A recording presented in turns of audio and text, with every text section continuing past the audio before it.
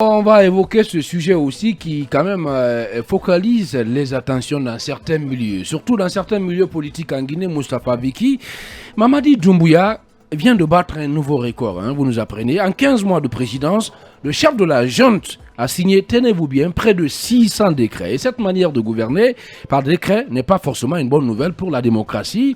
Et selon un acteur politique est contacté donc par nos confrères de la VOA, c'est pas si c'est comme ça on l'appelle, qui a requis l'anonymat, en signant 600 décrets en seulement 15 mois de présidence, le colonel Mamadi Doumbouya a battu le record de ses 3 derniers prédécesseurs, notamment Lansana Conté, Sekouba Konaté et Alpha Condé réunis. Si Ali Dadis nous a offert les décrets en direct en 2008 ou des Dadis show ou des procès en direct en 2008 à la présidence, Mamadi Doumbouya, quant à lui, nous offre des décrets pratiquement chaque 2 jours. Et Khalil, le nombre de décrets, oui, il y en a assez, il y en a beaucoup, mais on se rend compte que finalement, parmi ces nombreux décrets, il y a certains qu'on limoge. Et il faut attendre quelques mois après pour qu'un autre décret sorte du même président pour reconduire ces mêmes personnes à leurs fonctions. Le dernier cas en date, c'est le cas du nommé Kakoro.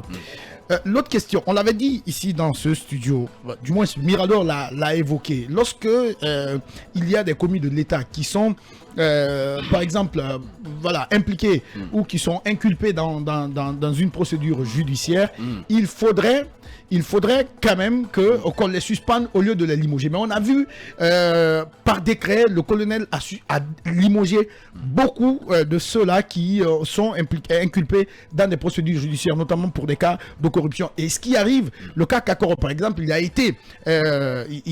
a bénéficié d'un non-lieu. Et finalement, le colonel était obligé de le reconduire à son poste. Ça, c'est un premier aspect de ces nombreux décrets. Mais la grosse question que je me pose aujourd'hui, Khalil, c'est qu'est-ce qu'on a fait du site internet qui a été mis en place à l'arrivée de Mamadi Doumbouya pour justement recueillir les CV et les compétences des uns et des autres. Une plateforme sur laquelle les gens pouvaient postuler, déposer leur CV. Mais qu'est-ce qu'on a fait justement de cette plateforme-là?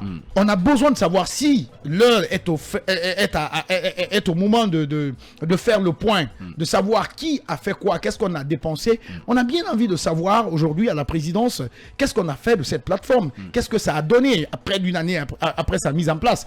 Parce que vous ne pouvez pas communiquer sur une chose et dans les pratiques, vous faites autre chose. C'est ce à quoi on est en train d'assister aujourd'hui. On demande aux uns aux autres d'envoyer un nouveau CV. On a besoin de valoriser la main-d'œuvre. Même locale. Quand un CV est riche, s'il n'est pas parrainé, ça ne passe pas. Non, vous n'avez pas de preuves de ce que vous dites. Non, je dis, j'assume. Je dis, même dites. quand un CV est riche, attention. Non, j'ai des preuves. Oui, quelles sont les preuves J'ai des alors? preuves. On écoute là, partout dans le monde. Moi, je connais. Ne dites pas une chose sans avancer des preuves. Oui. Moi, je connais une dame. Il va terminer. Je connais une dame. C'est grave ce qu'il dit là. Ce n'est pas grave. Oui, allez-y. Je dis, j'assume. Oui, vous savez que je m'assume. Quelles sont les preuves? Je connais une dame. Oui. D'un parcours remarquable. Je ne dirai pas son nom ici à l'antenne. Et pourquoi pas? Oui, non, ça je sais. D'accord. D'un parcours remarquable que toute la Guinée connaît pour son combat. Qui a voulu, en tout cas, donner son expertise à la nouvelle autorité pour servir son pays. Et l'a envoyé un CV quelque part où les gens font, en tout cas, la sélection pour être nommés. Mais puisque cette dame n'a pas de parrain, je sais qu'elle ne sera jamais nommée. C'est autant pour beaucoup de personnes. Aujourd'hui, tu peux ne pas avoir un CV. La preuve. Qu'est-ce que vous dites de ceux-là, des simples vigiles, qui ont été nommés, qui ont falsifié leur diplôme et qui se retrouvent directeurs? Qu'est-ce que vous dites? Balle perdue. Non, pas balle perdue. Pas balle perdue. Pas balle. Vous parlez de Tatakourou là? Non, pas du tout. C'est une question que je vous pose. Ne mettez pas en mal. Je vous dis. C'est une question que je vous pose. Non, mais la plupart de ceux qui viennent de la diaspora. Il est dans son secteur. Tatakourou est dans son secteur. Il est de la sécurité. Oui. Mais il y a d'autres qui ont falsifié beaucoup de diplômes et tout le monde le sait. Même le colonel est au courant, puisqu'avec le temps, les gens se sont rendus compte que le gouvernement, la refondation a eu une panne. Mais aujourd'hui, il y a des Guinéens incompétents qui ne sont pas nommés. Mais ceux qui sont parrainés, même si vous n'êtes pas compétents, vous avez des postes. C'est pourquoi le colonel parfois piquent des crises de colère par rapport aux résultats. Mais quand vous mettez des gens à la place qui ne méritent pas, comment vous voulez qu'ils produisent un résultat? C'est un peu cela. Donc, quelque part, les pratiques du passé ont continué. Malheureusement, le colonel, parfois, est calé lui-même. Il ne sait pas quoi faire. Mais il faut rappeler qu'il y a des Guinéens compétents aujourd'hui qu'on ne nomme pas, mais on nomme les Facebookers, les insultologues et tous ceux-là qui sont prêts en tout cas à faire n'importe quoi. Des balles perdues ce matin. Je précise qu'on ne parle pas de Tetakourou, c'est quelqu'un pour qui on a beaucoup de respect. C'est important la précision. Oui, c'est très important. Allez, Moustapha Biki, oui, rapidement. Pour continuer, ce qui a aussi augmenté le nombre de décrets, c'est que le colonel Mamadi Doumbouya a pris beaucoup de décrets, Khalil, pour la réorganisation de certaines structures, de certaines EPA et EPIC, leur fonctionnement, et d'autres EPA ont été créés récemment pour réguler un certain nombre de secteurs. Vous parlez par exemple du cas Tatakourou, l'OARSP a été créé par exemple. Donc il y a de nouvelles structures qui ont été créées qui n'existaient pas avant. Donc tout cela a contribué à accroître le nombre de décrets. Mais encore une fois, je termine j'insiste là-dessus. On a besoin de savoir qu'est devenue cette plateforme où on devait recenser les CV pour valoriser la main-d'œuvre locale. Allez, Emmanuel Minimono, est-ce que cette manière de gouverner par décret est un bon signe, une bonne nouvelle pour la démocratie, selon vous? En tout cas, ce n'est pas une mauvaise nouvelle. En soi, je ne vois pas quelle est trop la gravité d'une telle chose. D'abord, je m'interroge, est-ce que le colonel Mamadi Doumbouya a atteint 600 décrets? Je m'interroge parce que j'ai du mal pour l'instant, en tout cas, à en avoir la certitude. Parce que le nombre de décrets d'un président, ça peut se savoir en fait. Quand le décret est lu, vous avez toujours, on vous dit toujours décret D. Il y a un premier chiffre qui vient, une première composition de chiffres qui vient. Parfois on peut décret D 495 ou alors décret D 535, ainsi de suite. Ça vous donne le nombre de décrets en réalité. À quelle position se situe le décret que vous êtes en train d'entendre. Et pour l'instant, je ne pense pas avoir entendu décret D 600. Je ne pense pas. Donc là-dessus, en tout cas, pour l'instant, j'ai bien envie d'être édifié, mais je crois qu'on n'a pas encore atteint les 600 décrets. Le deuxième élément que j'ai envie aussi de souligner, c'est que le colonel Mamadi Doumbouya a quand même, il faut le dire, comme l'a dit Moustapha, premier aspect, créer de nouvelles structures. Oui, ça fait beaucoup de décrets. Deuxième chose, c'est qu'il y a bien évidemment d'autres services qui fonctionnaient ou qui devaient fonctionner, mais qui avaient du mal à fonctionner sous les autres régimes, parce que, souvenez-vous, on vous dit souvent, il n'y a pas le décret d'application. Donc, la plupart de ces décrets ne sont pas que des décrets pour nommer des gens. Parfois, ce sont des décrets pour fixer les fonctions, les attributions d'un organisme bien précis. Ça veut dire, en réalité, il y avait beaucoup de services ou alors beaucoup de départements qui avaient d'autres services qui devaient fonctionner, mais qui n'avaient pas de cadre réglementaire dans lequel ils devaient fonctionner parce qu'il leur manquait un décret d'application. Mais par exemple, ils avaient déjà été approuvés par une assemblée nationale. Seulement, il n'y avait pas encore la possibilité de les mettre en œuvre parce qu'il manquait un décret d'application. Donc, sous le régime Alpha Condé, il y avait beaucoup de services qui attendaient d'avoir ces décrets d'application. Et donc, aujourd'hui, le colonel est en train de sortir tous ces décrets-là pour permettre à ces services de pouvoir fonctionner. Et tous ces décrets qui sont en train d'être pris, ça ne veut pas dire que ce sont les services du colonel Doumbouya qui les a créés. Il suffit tout simplement d'aller voir un peu plus près. Vous allez savoir que ce sont des services qui étaient en attente depuis sous Lansana Condé ou depuis sous Alpha Condé, mais ils ne pouvaient pas fonctionner parce qu'il leur manquait juste un décret. Et le colonel prend le décret pour les mettre finalement en activité. Donc, évidemment, on peut comprendre pourquoi il y a beaucoup plus de décrets sous son régime que sous les régimes des autres, parce que les autres n'avaient pas pris les décrets pour faire appliquer certains services. Non, c'est une explication. Bien non, allez-y, on a rien dit, Manu. Rapprochez-vous de certains spécialistes. Ils vous diront que majoritairement, il s'agit évidemment de beaucoup de ces décrets sont des décrets pour libérer des services qui peinaient à fonctionner. C'est compréhensible, c'est compréhensible. L'autre élément, c'est que c'est quand même une nouvelle administration qui est en train de se mettre en place, une administration qui fait pratiquement table rase. Parce qu'il faut le dire comme ça, il fait table rase. Aujourd'hui, l'ensemble des services stratégiques de l'État ont tous été renouvelés. Vous ne pouvez pas avoir ça sous Alpha Condé. quand par exemple il arrive au terme d'un mandat, il reconduit tout son gouvernement et son administration. Donc évidemment, il n'y a pas beaucoup de décrets pour renommer encore d'autres personnes. Là, c'est une nouvelle administration qui s'installe et donc qui va peut-être refaire tout l'ensemble des décrets qui avaient été déjà pris. Et de l'autre côté, j'ai bien envie aussi que l'on soit peut-être tolérant, parce qu'il y a eu des moments, oui, où on a pris des décrets, on est revenu là-dessus, à la tête de l'État. Ce n'est pas un grand homme politique, ce n'est pas un grand administrateur que nous avons, c'est un militaire. Mais qui est donc, quand même entouré. Parfois, qui a un cabinet, Emmanuel. Oui, qui a un cabinet. Normal. Qui a un cabinet qu'il a sélectionné. À quoi sert un cabinet si toutefois on ne peut pas dire au premier responsable tel ou tel truc ne marche pas, il ne faut pas aller. Il est quand même constant. Il est quand même constant que dans cette administration, vous en avez beaucoup qui n'avaient jamais occupé de tel niveau de responsabilité. Des blogueurs notamment. Hein. Donc, c'est important de faire la mention. Les tâtonnements, oui. les avancées et les retours, on peut les constater. Donc on doit être tolérant. Khalil Kamara, de nombreux décrets, pour quel résultat? Je dis que les décrets, il faut dire que les décrets ne causent pas de problème. Je suis tout à fait d'accord avec Emmanuel.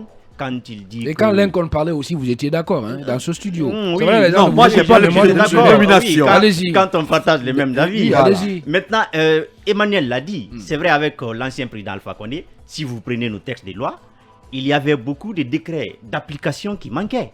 Il y avait aussi des services en gestation. Ces services avaient besoin de décrets pour être créés. Donc, colonel Mamadi Doumbouya, il faut dire qu'il est venu aujourd'hui. Il a beaucoup évolué dans le secteur législatif parce qu'il faut dire réellement qu'il y a aujourd'hui vraiment du travail à faire dans les textes de loi. Il y avait des textes de loi, par exemple, il y avait juste des vides. Hier, on a voté à l'Assemblée nationale une loi portant un projet de loi portant l'administration locale. Il faut dire qu'on pouvait le faire depuis le temps Alpha Condé. Donc Alpha Condé était préoccupé à autre chose, mais la législation n'était pas sa préoccupation. Donc Doumbouya fait un grand travail. À ce niveau, il faut le reconnaître. Maintenant, ce qu'il faut se poser comme question, ce sont aussi la légalité de ces décrets. Parce que souvent, on prend des décrets, on ne tient pas compte des conventions. Parce que quand vous prenez la hiérarchie des normes, vous avez la Constitution au sommet, après vous avez les traités et les conventions. Mais souvent, on peut prendre des décrets sans tenir compte de ces conventions-là. C'est ce qui a été le cas des horaires de travail dans l'administration. Vous avez vu que le décret a été pris, on n'a pas tenu compte de ces conventions. Finalement, on était obligé de revenir en arrière pour voir réellement comment être en concordance, comment être en cohérence avec les engagements que la Guinée avait pris. Donc ça, c'est un premier aspect. Là où je ne suis pas peut-être d'accord avec les décrets, Vicky le rappelait, il faut dire que quand Doumbouya prend souvent les décrets pour limoger les gens et revenir sur ces décrets, je pense qu'il y a là un manque de sérieux. Parce qu'il faut être vraiment sérieux dans la prise de décision. Est-ce qu'il a limogé quelqu'un? Il l'a dit tout à l'heure. Il a dit tout à l'heure. Le monsieur a été finalement blanchi par la justice. Maintenant, ce que je veux dire à ce niveau. Voilà, ce que je veux dire à ce niveau. Ce que je veux dire à ce niveau. Vous savez, les administrateurs peuvent être mis en cause pour avoir commis, si vous voulez, des crimes ou des délits. Mais c'est une présomption. Il faut observer. Parce que quand les administrateurs sont mis en cause, il faut comprendre qu'ils ne sont pas de facto responsables ou coupables des faits qui leur sont reprochés.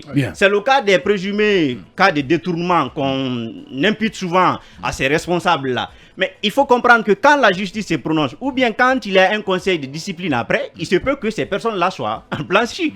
Maintenant, le problème c'est quoi? Si réellement vous avez limogé, c'est vrai, on peut dire que le décret c'est un pouvoir discrétionnaire du chef de l'État, mais pour qu'il y ait du sérieux dans la prise de décision du président, il faut évidemment aussi qu'il évite certaines failles, c'est-à-dire qu'il évite à ne pas commettre certains manquements après revenir là-dessus. Une personne qui est mise en cause... Suspendre par exemple... évidemment, c'est ce que je veux dire. Une personne qui est mise en cause, si vous prenez la constitution de 2010 par exemple, quand les ministres, les hauts cadres de l'État sont mis en cause, on dit qu'ils sont suspendus de leurs fonctions.